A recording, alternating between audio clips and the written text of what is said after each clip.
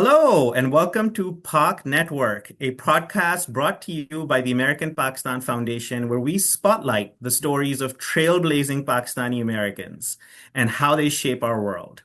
With us today, we have a very special guest who has spent her life and her career dedicated to nurturing, inspiring, and investing in the next generation of Pakistani entrepreneurs and founders, and frankly, entrepreneurs all over the world. Kalsoom Lakhani is the co-founder and general partner of Eye2Eye Ventures, which is a female-led or Pakistan's first female-led venture fund, which invests in bold founders who are trying to solve Pakistan's hardest problems. She is also the founder of Invest to Innovate, which supports and enables high potential entrepreneurs in Pakistan and growing markets.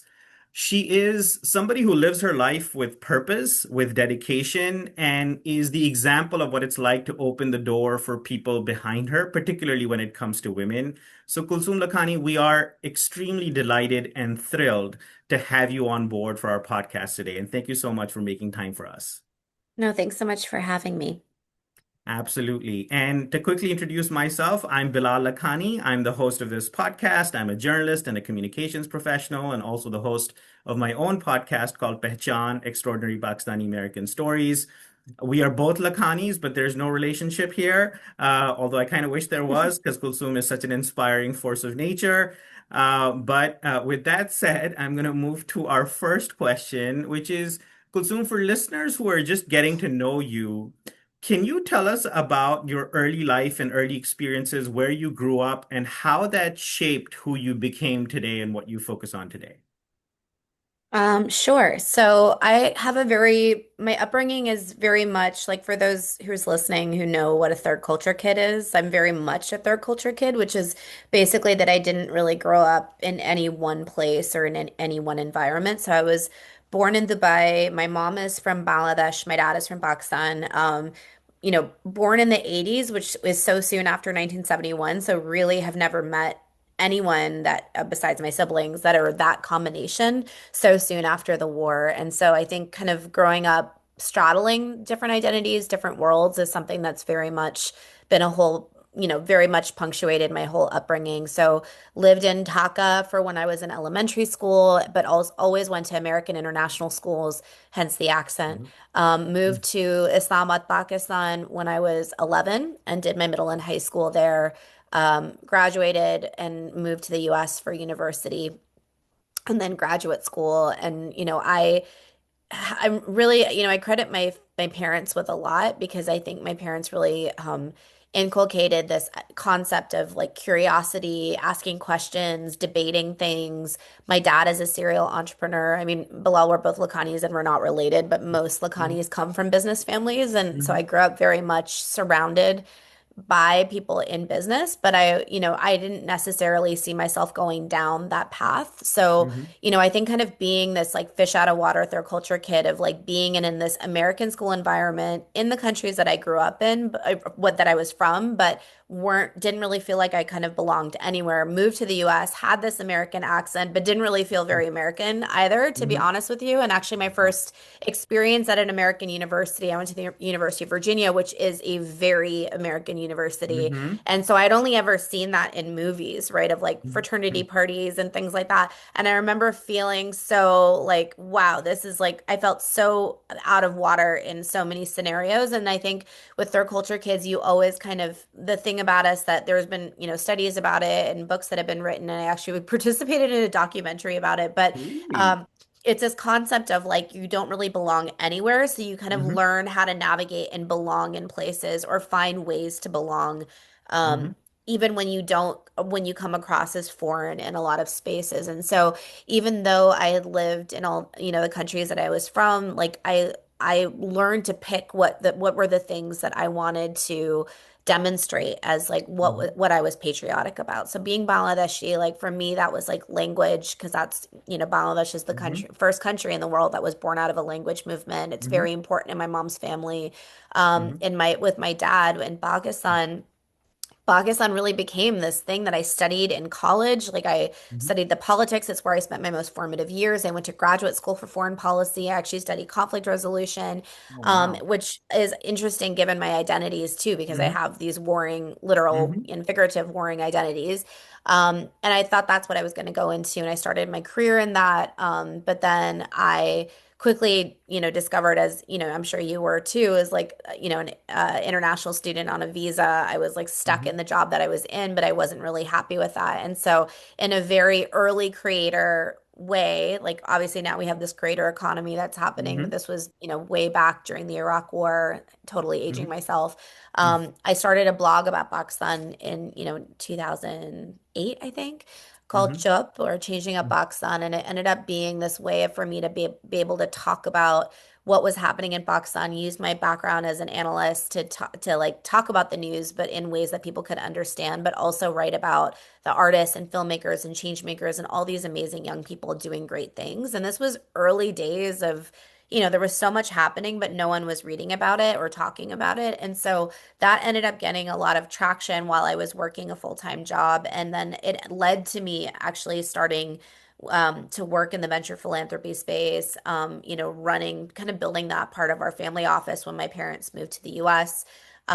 Started doing grants early on in like that time period into Pakistani social enterprises, fell into that space, realized that a lot of the people that I was meeting in a lot of these bigger conferences and forums, like Pakistan, Hmm. was just not something that they cared about. And it's, by the Yeah. way, still the case.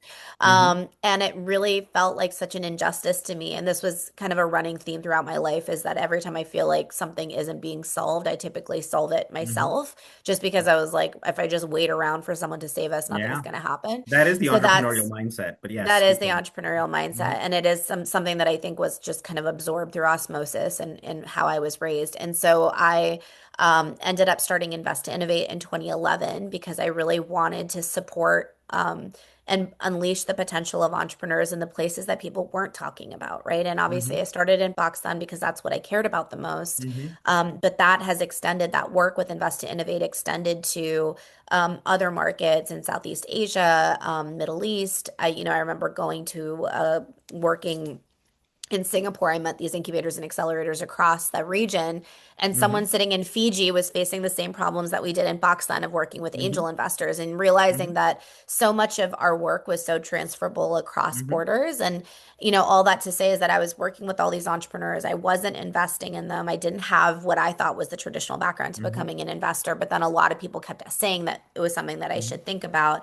And Hmm. that's when, I spun out our fund at iVentures in 2019, and my partner Mispa joined me in building that, and that's really how that VC journey or venture capital journey started with us. But so much of, I think when you look Yeah. back on your lifetime, it can feel like very natural or organic, but it was actually organic, but it can seem like it was planned, and it actually none of it was planned. It was always just Yeah. like, this is a problem to solve, let's solve for it. And that's kind of what's been, my journey in a nutshell.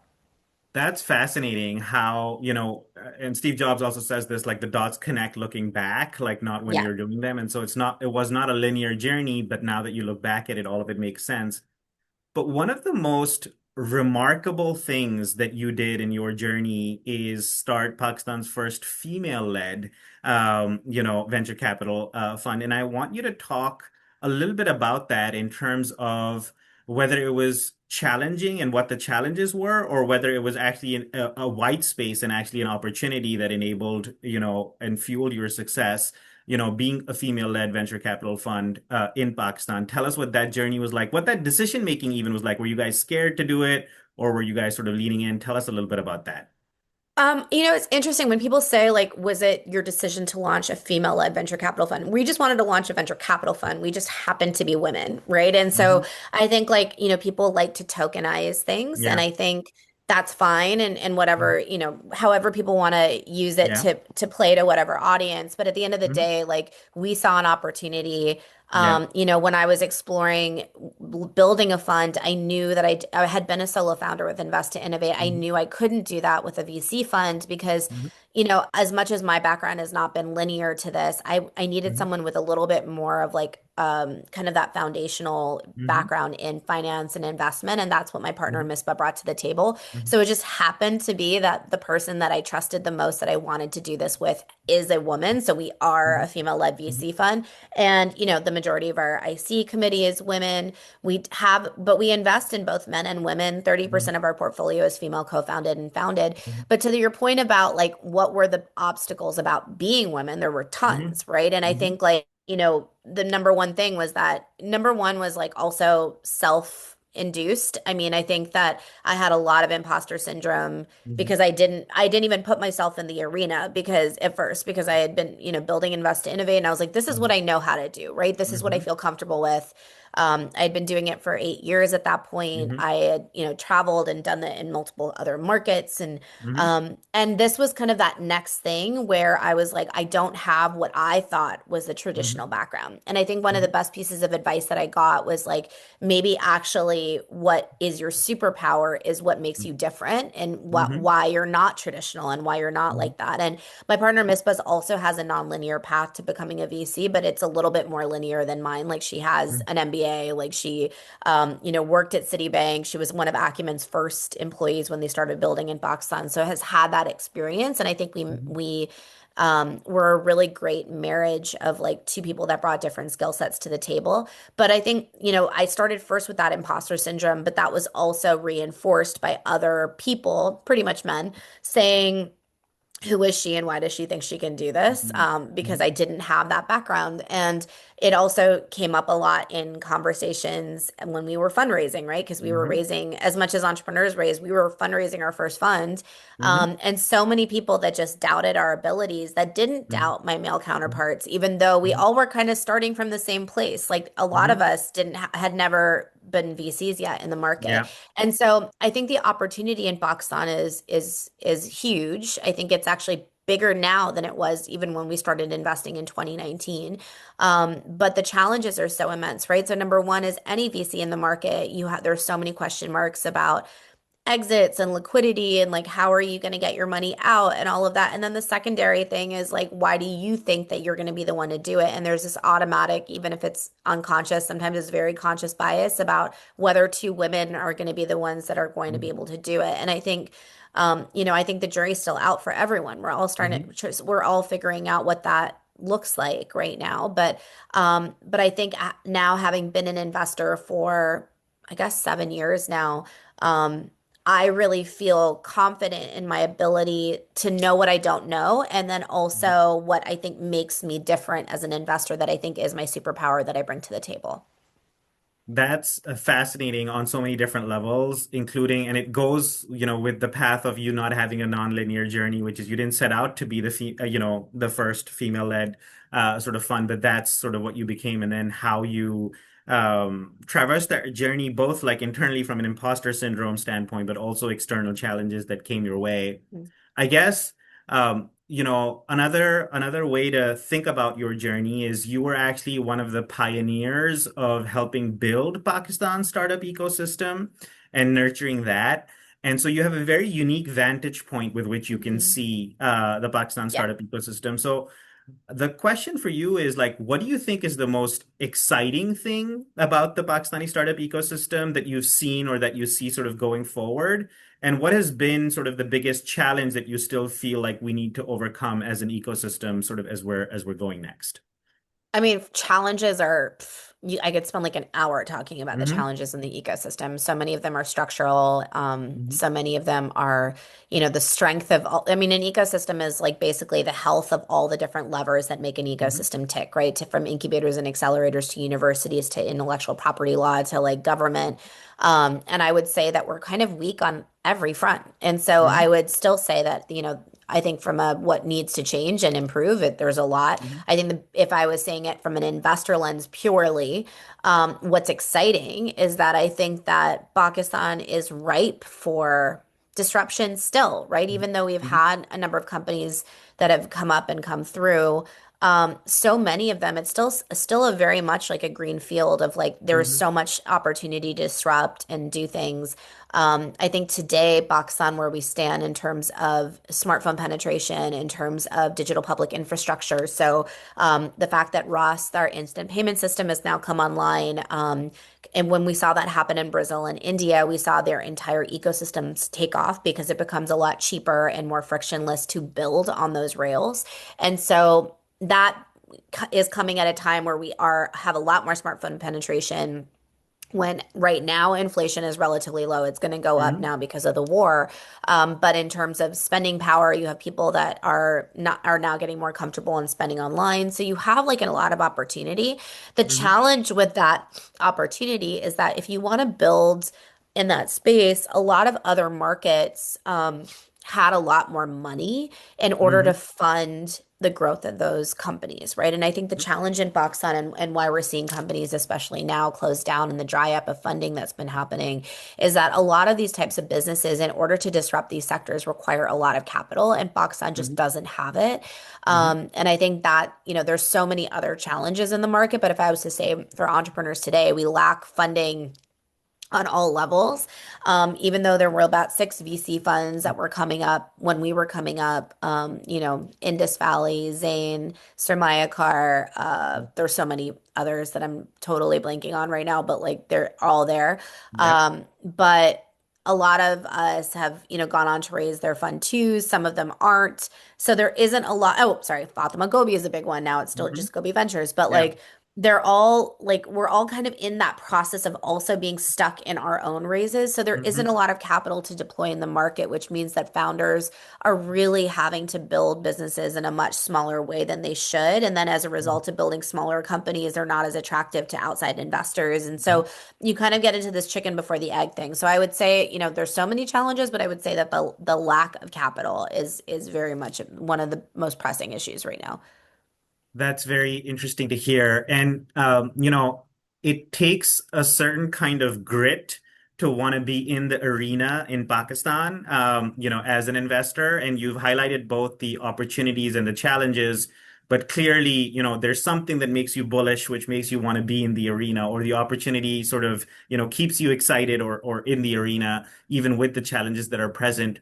How do you think either your Pakistani American identity or your third culture identity has shaped or enabled you or given you the grit to be able to say, hey, this is something that I want to go into, or am I projecting here? But I want to No, not at see all. like if how that influenced like your ability to stay in the arena despite the challenges.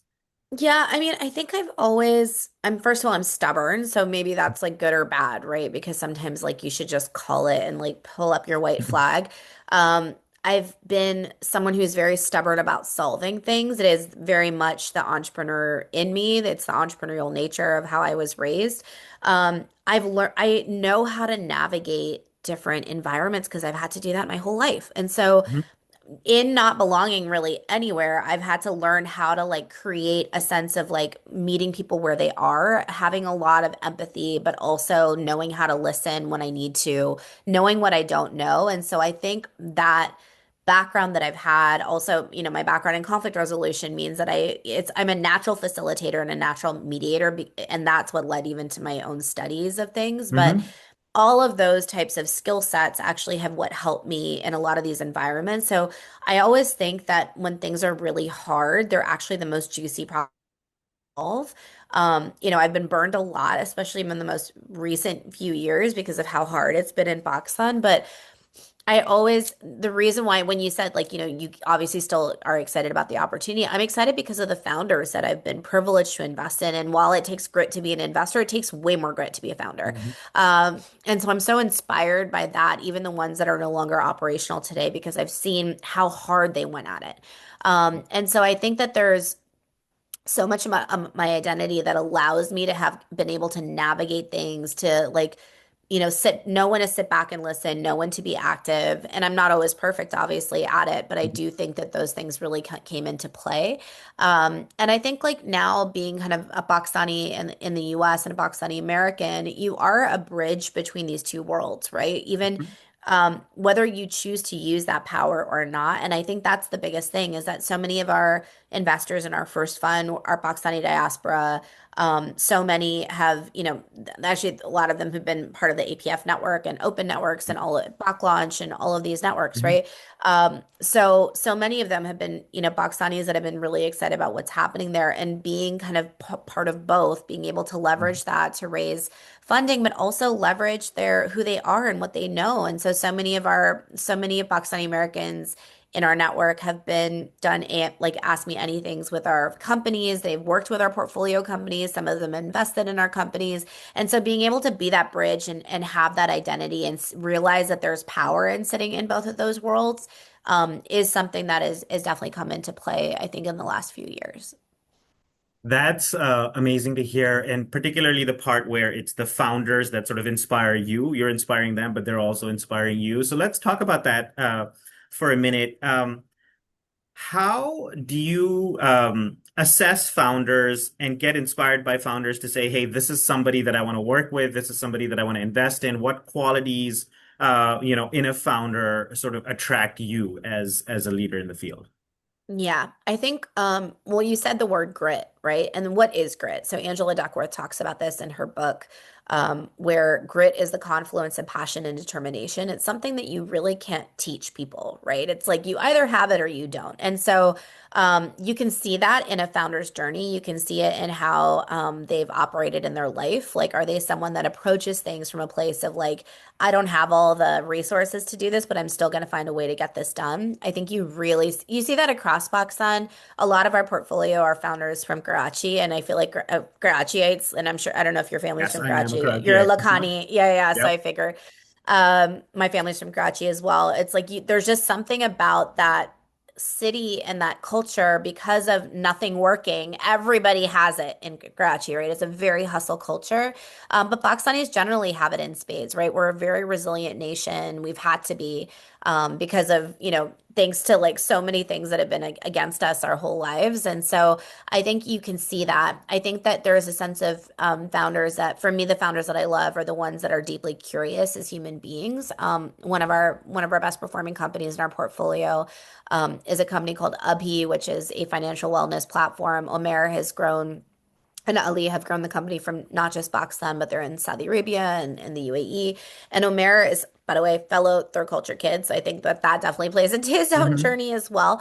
But also, it was someone that I always laugh because I think that I consume a lot of content and read a lot of things. And Omer is like, I don't even know where he finds the time, but he's always reading something, listening to something, talking about something. And I think like you want that as like in founders, you want them to constantly be like questioning things, pushing things, like realizing that there is no end in the journey, right? There's always what's next. And I think that's something that's really important. I think like being able to also know when to listen to your gut, listen to the feedback, take that constructively. I think some of the founders that I've worked with over the years, even through our accelerator, that I don't think have been the most successful have been the ones that don't listen to constructive feedback. They think that what they're doing, they're so bullish on it, and you have to be, there's a degree of that. But if you're so bullish that you're just going to run through things without even really listening to everybody around you, I think that's a big part of it.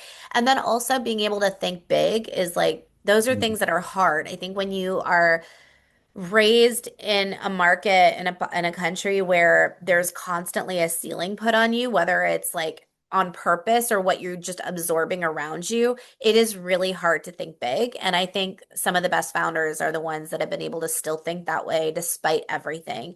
And I think that to me that's Omer and Abhi in a nutshell. That's a few, actually, a number of our companies are like that. But um, with Abhi, I remember Omer literally had thought about what he was doing from day zero, that he wanted to build this like global company. And we thought he was crazy, but he's doing it right now, mashallah. So founders like that I think have that kind of, those elements, I think are the ones that I really personally love.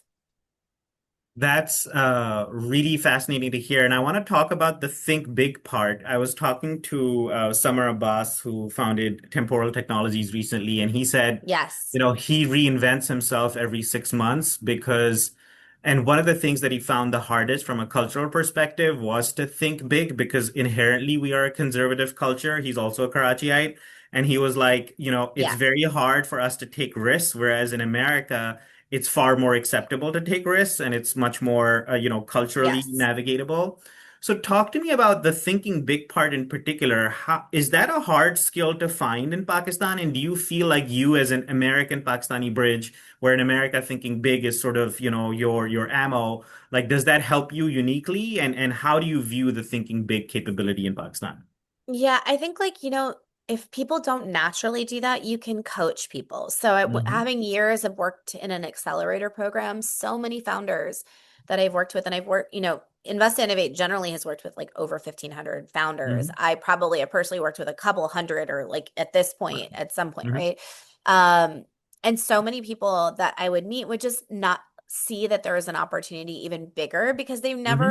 they've had people around them tell them they were crazy for so long, right? And Hmm. even to be honest with you, like you can feel that way even in the US. I mean, Hmm. Summer lives in Silicon Valley. That is the Hmm. pinnacle of a place that's like be as Hmm. crazy as possible. I live in Washington, D.C., where it's like I went to grad school. My friends all are in or have been in politics and policy, and they're very like Hmm. boxed, right? Hmm. And so when I was even starting Invest to Innovate, so many people were like, what are you even thinking? What are you doing? Right. And so just to say that there's like this American mindset, but it's really a Silicon Valley mindset, right? And Hmm. so um and I think there's an audacity to it that is Pakistanis, as you know, it's not really like attractive culturally to be audacious. Like it's kind Hmm. of like you have to be humble. You and as you Hmm. should, right? You have to Hmm. be humble. You have to like don't talk about too much of what you're doing because like Nazar, like all Yeah. this stuff, right? And so you're just Hmm. like just keep it to yourself. And so much of it being coaching entrepreneurs through the accelerator program was also helping them realize that there's actually things that are bigger here. And if you're in venture, which I am as an investor, I can only invest in things that are gonna like 20x, 30x my investment, right? 100x my if it ever happens. And so Hmm. you have to meet those founders that can think like that. Have we in our current portfolio, we've only invested in founders that thought like that, right? And Hmm. so I think that's the challenge is that, they're the companies that come to you that are already that way. And so as an investor, you can invest in that. But then there's this much bigger population of people that, number one, don't really have venture style businesses. But number two, a lot of them didn't even think that they could build those kinds of businesses. And Hmm. that's really where the invest to innovate piece, the my former life and the DNA that I had, and why I still if a founder reaches out to me on LinkedIn, I will still make time for them because even if I'm not going to invest in them, because I want to be able to still be that coach for people. And I do think that you can train people to think a little bit bigger, or give them the permission to. And I think that's the Hmm. biggest thing in our country and in our culture is that we're not often given the permission to think that way. We're not often surrounded by people who are as crazy as we are. And so even with building Hmm. the accelerator for as long as we did, so much of it was about building community and about allowing yourself to be surrounded by fellow crazy people. And that there's power in that. Yeah, that's fascinating about being surrounded by fellow crazy people and how that's, they say like you become the average of the five people that you hang out with the most. Totally. And it's kind of who you surround yourself with that makes such a big difference. I want to now ask you that question at a startup ecosystem level. So how would you compare Pakistan's startup ecosystem and the quality of sort of founders that we have compared to other markets that you've had exposure to, whether it's Bangladesh or other countries where you've also had a chance to work? Like, how do you see that? And also, do you see a difference between how the diaspora, so how Pakistani Americans engage with the Pakistani ecosystem versus, say, Bangladeshi Americans or other Mm, sort of diaspora groups there as well? that's a really good question. I think the quality of Pakistani founders, to me, when I've seen other markets, I think I've seen some really good Bangladeshi founders, and actually a deal that I'm looking at is like has both a Bangladeshi and a Pakistani founder. It's really awesome. They're That's your great, life both coming of full them. circle. It is, yeah, and hopefully, inshallah, that's something we can talk about Yeah. more soon. But I mean, I think the Pakistanis, because we're a naturally entrepreneurial society, I do Hmm. think that I think you see high quality founders. or higher quality founders. Maybe not. I don't want to like generalize because I've seen really Hmm. great founders in places like Bangladesh. I've seen it in, I mean, like when I've done, my podcast, The Comparable, basically every episode we look at two different founders building it into two different markets. So I actually feel like you find outliers everywhere. But I think Pakistani founders generally, there's something about them that that they just have this sense of resilience that I find to just be really inspiring and incredible. They often have the odds stacked against them. And I think that's why also founders that have come from, when they were at Green for a really long time and were at a company that was scaling or something else, like when they come out of those environments, they have both the Pakistani kind of DNA and like that resilience, with like the backing of like having worked in a company that's been able to grow and scale and see an exit. And so I think a lot of our founders, we have a few ex-Careem founders, but like that's really kind of that great amalgamation. But I've definitely seen it across emerging markets, and I've featured a lot of those founders in our first season in the podcast. So sometimes you realize that there is like a thread that exists across markets, that these are crazy people that are just in most places, but they kind of exist sometimes as little outliers everywhere. That's amazing to be able to understand that from that side. One of the questions that's coming to my mind, like as you share all of these amazing insights, is how do you do it? Like you live in DC, but you're so invested in the Pakistani ecosystem and have such a good pulse. How do you split your time between the US and Pakistan, and how do you keep yourself sane and your life sane while splitting this time? Yeah. I mean, when I was first building Invest to Innovate and also actually up until 3 years ago, to be honest with you, but even early in my journey, I was basically half and half in Pakistan and the US. I was there all the time. My family is here, and so, my husband's here, and now I have a daughter. So as of the last 3 years, it Hmm. is much more mindful of when I go. It's very efficient. I'm Hmm. still going, obviously, but it's like efficient time when I'm there. Hmm. Plus, my whole team, my partners in Grouchy, my whole team is there. Our sister organization, Hmm. Invest to Innovate, has been there. Hmm. And so and our companies are all there. So I'm pretty much like speaking to everybody all day, every day. That's what my calls are like in the morning. But now that I'm a mom, it's like, I just have to change how I prioritize. Not my Hmm. priorities have changed, but I just shift how I do things, and I'm much more efficient with my time in terms of how I spend it and what I do. I also know how to get the pulse of things. I've always been like that. And so I have like certain people that I really trust. But even when I'm in any market, I realize like I was Hmm. in Sri Lanka for the very first time last year.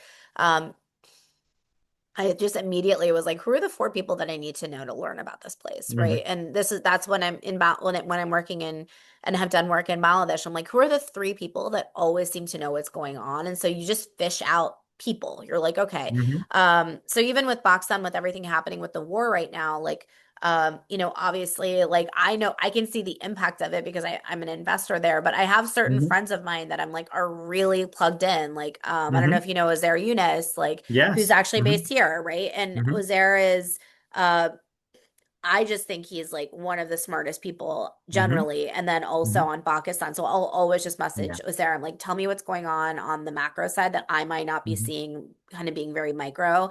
I have other friends that are like that. That I'll just like yesterday actually as an example because I have to brief my investors on what's happening. Hmm. I just pinged a bunch of people that I knew that I'm like, okay, you are the three people that I really, really respect on everything Hmm. macroeconomic in Pakistan. Tell me the three things that Yeah. I need to know. So I think you just have to kind of make sure that you are keeping yourself plugged in and that Hmm. you're constantly operating from a place of like, I almost like overcompensate for not being there by always being on or like always reading things, always making sure that even when I'm there every quarter, that the people that I'm speaking to, how I'm spending my time, how I'm absorbing things is like the most useful use of my time. That's really interesting to hear as well. And I want to, for a moment, take a detour and talk to you about the personal joys of time you spent in Pakistan and time you spent in the US. So you said, for the last 3 years, you've been spending more time here in DC, but previously you were spending a lot of more time in Pakistan. Can you talk to me at a personal level? What did you enjoy about spending time in Pakistan, extended time in Pakistan, and what do you enjoy the most about spending time here in DC? Like, I just want to understand you at a personal level. Um, I mean, being in Pakistan is like makes me so happy, to be honest with you. Like I just feel like, and also because I'm from Islamabad, my dad's from Karachi. Our team and our office for the fund is in Karachi. So actually the last few trips I've actually only been in Karachi just because we have so much to do. Hmm. But my next trip hopefully next month, depending on the world and how flights are. Yep. Inshallah. But like I'll be in Islamabad and I haven't been home like to my home Yeah. city in like a year, which is the longest I haven't been home in like 20 years. Wow. But I think the things that always ground me in Pakistan that make me happy are my friends. And Hmm. that was the thing. My dad actually lived in Islamabad up until last year. We just sold our house that I grew Hmm. up in. And so Hmm. going to Islamabad was going home. And so Hmm. being home with, I lived across Vessel Mosque and like, Hmm. just waking up to all of it's just like it's the Yeah. most Islamabad is the most beautiful city. It's obviously, a lot of people Hmm. criticize it for being boring, but it was Yeah. something very calming and centering for me to go home, to go on hikes, to go walking, to see my friends. And then in Karachi, like it's just I love like the pace of the city. I love how work gets done. I'm always like percolating when I'm there in terms Hmm. of just buzzing in terms of things like our mutual friend Sarah who runs Invest to Innovate. I'm always going to like a great workout with her. Like Hmm. those are the things that like keep me Yeah. kind of grounded because those are the things that I like to do. I love to eat. I love really great foods. I'm always trying to like go check out what's like the coolest thing to eat or drink or from a coffee place perspective. And yeah, those are the things that make me happy when I'm there. And then in DC, it's like, this is life here. This is home for me. I have my daughter, my dog, my husband, my whole immediate family is right here. I love like, just Hmm. all my closest friends are all in the city. I have a great community and a village here. And so, yeah, those are the things that, make me so happy in terms of like going to the movies with I'm going to see a movie with my brother, sister, and my mom on Sunday. Like, I'm spending Eid with like my whole family in like 2 days, and so those are things that I feel really privileged that a lot of people don't have in the city that they live in. But I'm really lucky that I have that. My in-laws live like an hour away in the countryside. We get to do that once a month where I get out of the city. And so all of those things are things that just kind of keep me very grounded and sane. Did that answer your question? Yeah, it really did. And I'm gonna have some fun with you now. I'm gonna put you on the hot seat like Karan Johar style and ask you to choose between two things. So DC or Islamabad? DC. All right. And biryani or bagels? Oh, I'm not either. Biryani, I guess. Oh, I'm a Palau person, which is very controversial okay. as a take. But yes, biryani, obviously. I'm not a big bagel person. All right. And Islamabad or Karachi? Oh, this is a hard one because I'm from Islamabad. Work-wise and like pulse-wise, Karachi. I love Karachi. It's probably one of my like favorite cities, honestly, Hmm. but Islamabad is home. So Islamabad, I can't shaft it, but Islamabad is where is home, so many people that I love, but Karachi in terms of just city. You know, I every time you say Islamabad is home, it gives me like goosebumps. Like, can you talk a little bit more about like why you still call Islamabad home, even though you've been away from there for so long? Yeah. I mean, to be honest, up until last year, my house that I grew up in was there, right? And my Mm-hmm. dad is there and like Hmm. or was there and the guys that have worked in my house have known me since I was 11 years old. I that is why Islamabad and then all I'm still such good friends with people that I grew up with. And so Hmm. and a lot of them are back home in Islamabad. And so but then I've also built community in the years that I've been working with Eye to Eye. And so I have a lot of friends in Islamabad generally that I've met Hmm. and known now for years. Um, but that's what it feels like, right? It's just a sense of like feeling like you're returning to this version of yourself that it was the most formative time of your life. Like a lot of friends of mine having gone to an international school don't haven't have are also not in Islamabad, right? They're Hmm. elsewhere, but they have a very similar feeling when they go home as they Hmm. feel that Islamabad is this city that you spent, that's where my teenage years were. I have so many memories there. And as an adult, I've had so many memories as a professional, right? Like so much of what I've built with Invest to Innovate, not even the fund, because the fund was really more Karachi, But Invest to Innovate was grounded in Islamabad for so long that like as a person that like as an adult, that's really I think where I became more I got to know the city better, right? The people that I worked with Invest to Innovate who've had worked with us for years, but over the years are all from where a lot of them were from Islamabad. And so I saw Islamabad through the eyes as someone who was a third culture kid, and I was just talking about Bilal. Savor in Islamabad is a really famous place, and I had never Hmm. been there as like a total burger, third culture kid, like Hmm. Americanized, whatever. But it was my Yeah. team in Islamabad that were like, you cannot call yourself someone from Islamabad and have not spent time there. So like all of those experiences were things that I had as an adult, and so as someone who was spending so much time there building a company and being grounded in Pakistan, Islamabad really kind of stayed home. So it was home in this version of me as a teenager. And then it really stayed home as someone who really spent, 15 years of my life building a company there. Wow, that is really, really interesting in terms of how those, how you define home and how you think about that in such a holistic sort of way. We've talked a lot about how you've given back to the community. I want to talk a little bit about who shaped you and how they helped you along the way. So you're a mentor to a lot of people. Do you have mentors? And are there anybody from the Pakistani American community who's sort of helped inspire you? I would love to know sort of that story in terms of who's helped you along the way. Yeah, I've had so many mentors in my journey. So many people that I just and even in my path with Invest to Innovate, like I remember this was like early days of Twitter. Hmm. This is back in 2011, 2012, and I would just look up like who are the people that have built things that are similar in other places that I can learn Hmm. from, and I would just cold DM them on Twitter. I'm Hmm. like, "Hey, can you grab a coffee? I'm going to be in London, like this is where this person lives." And like that's literally some of my early people in my journey with Invest to Innovate. And I think I've always operated from that place of I don't know anything, like help me. Like, and that's Hmm. kind of that place of like curiosity and wanting to learn has led me to have so many mentors.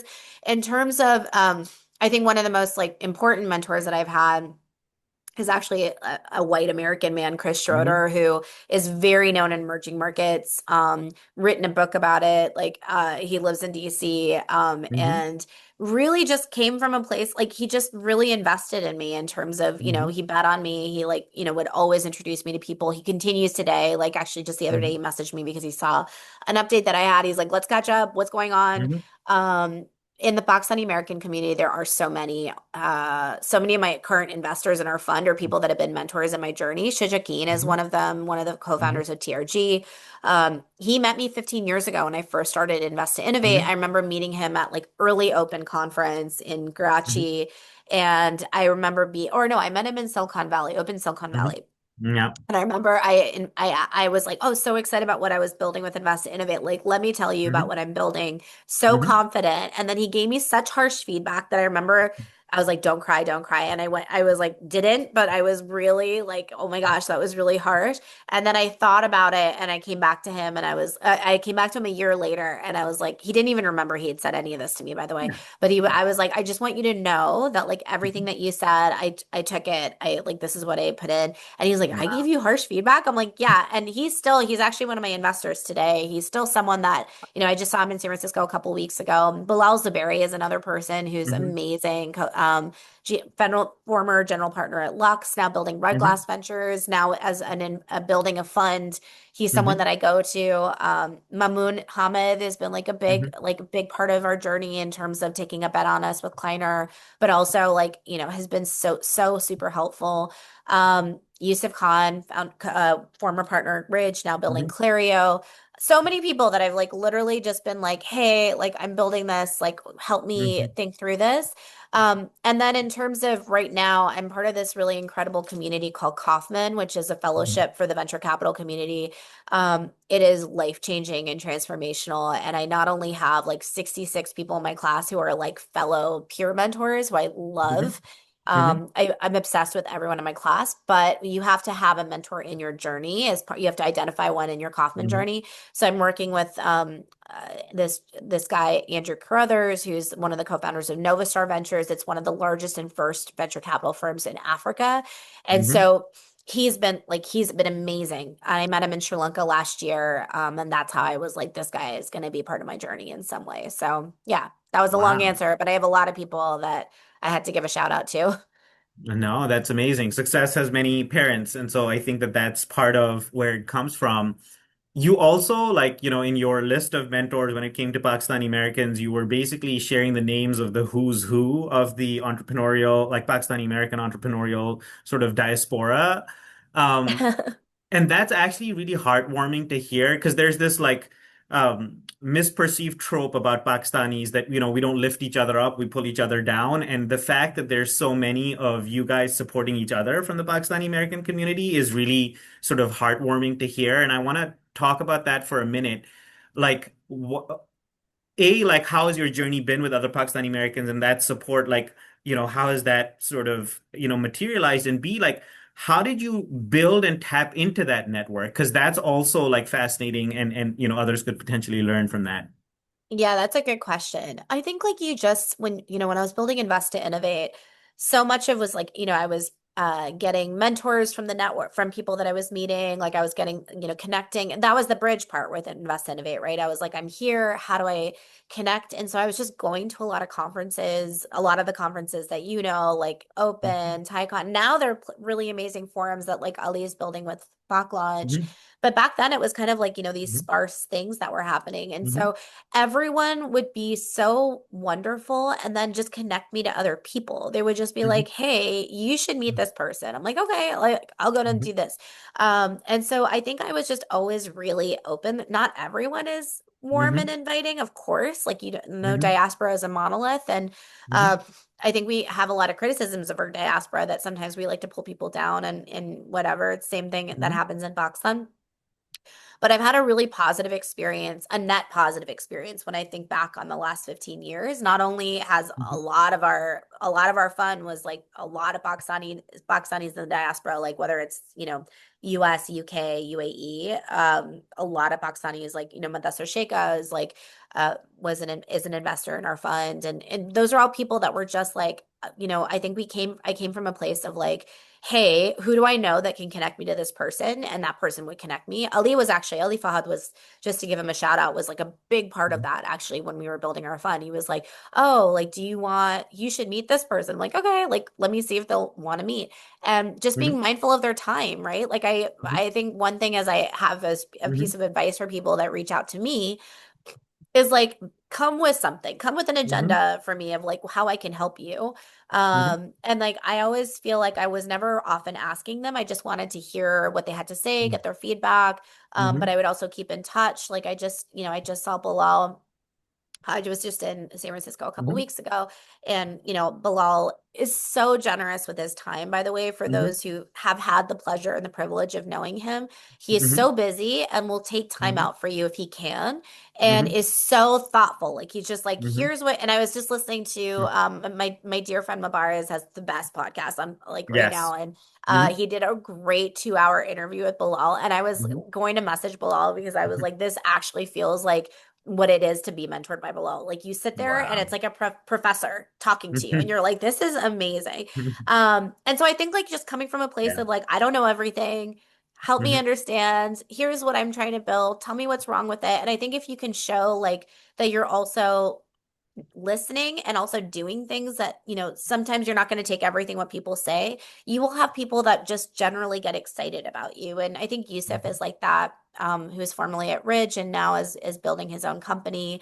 There's so many people that have been like that in my journey that I just genuinely have really built that relationship and not seen it as transactional. I really was like, this is a relationship that we're going to build over time. And I always joke that Shuja, who's Mhm. now an LP in my fund, I always tell people, I'm like, that was the longest sales cycle ever. It took 7 years to close him as an investor. Not that I was pitching him originally, but that's Uh-huh. how long the relationship was Yeah. before he came in as an investor. And it's not, you have to think about things like that, that these Mhm. are relationships that these people may Yeah. not be able to help you today, but these are people that because they are amazing, you should want in Mhm. your network and you should Yeah. want to be able to reach out to when and if you need them. Yeah. That's so true. And, as we go towards wrapping up this podcast, I guess that's related to my last question, which is What advice do you have for young Pakistani American change makers who are looking at you, who've seen your journey of impact both in Pakistan and here?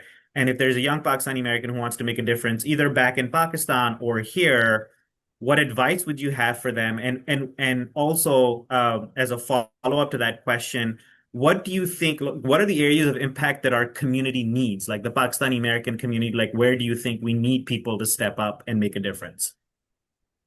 I think like Bilal said this to me recently, so I just want to credit him with this. Like Mhm. he made a point about Pakistani Americans like having affluence but not influence. And I thought that Mhm. was such a like Mhm. thoughtful thing. Like I was like, how do Mhm. we have more influence in things? So Mhm. I would love to see as someone who's American, Mhm. also, I would love to see more Pakistani step into public service roles. Like Mhm. I've Mhm. definitely seen like Sabina Zephyr is a great example of this. Like Mhm. people that have run for office. Like we want to see Mhm. more people that are part of things. How are we getting Pakistani Americans to like use our voice for good, Mhm. right? Mhm. How do we lobby in a way that Mhm. is actually to our interests both here and at home? So as Mhm. someone who's also like lives in DC and is a student of Mhm. that, like, I'm going to this symposium next week and I'm like, Mhm. about US Pakistan relations. And I'm just curious. I was talking to Azair Mhm. about it. I was like, I'm just going because I'm like, want to see what's being Mhm. said. So I think leveraging and using that affluence as influence, Mhm. to what Mhm. Bilal was talking about, I think is really important. I think for Pakistanis who are young that are starting something here, if you're building something for this market, I think there's so much still in the US. Like obviously Mhm. AI is having its big moment right now. So like be thoughtful about, what you're Mhm. building and, making sure that it's not one update, one OpenAI update away from being obliterated. But Mhm. if you're wanting to do something and making a difference in Pakistan, I think the very first trait you have to have, and you know this as a Pakistani, Bilal, I have this pet peeve about diaspora Pakistanis that think that they know, like this whole Bichari complex that like Mhm. we need to save Pakistan. You do not need to Mhm. save Pakistan. Yeah. Pakistanis will save Pakistan. Mhm. But Mhm. you could help because if you Mhm. go with that mindset of humility of like what Mhm. I don't know everything because I'm not actually from there, even though I Mhm. feel a connection there. Like, what is it? Show up with from a place of humility and wanting to Mhm. like help and coming from a place of listening first. Mhm. And so Mhm. sometimes when I meet Pakistani Americans, they're like, building something because they believe that Pakistanis there don't know. And I'm Mhm. like, actually, like, probably that's already being built there. So why don't you Mhm. just go talk to people and like listen Mhm. and really hear where the gaps are and how can you leverage what you might have here to your Mhm. advantage in order to build that and thinking about that as a bridge and how Mhm. important and privileged that role is. Like, what is it that you can do? I think those are the things that I would give advice on. And what I would also caution people to not do, which is like show up with this, like, white knight, post-colonial hangover that I will save because I'm American. You're not going to save anyone. So you just have to come from a place of like, how do I plug in? How do I support the foundation that's already here? Wow. That is a phenomenal note and piece of advice to sort of end our podcast on. I just want to say, originally when this podcast was being scheduled the day before Eid at 9 a.m. In Ramadan, I was like, okay, this is going to be a hard sort of moment, and especially because I had taken the day off. But I want to say this is the best conversation I've had all Ramadan because it was Oh, so thank you. insightful.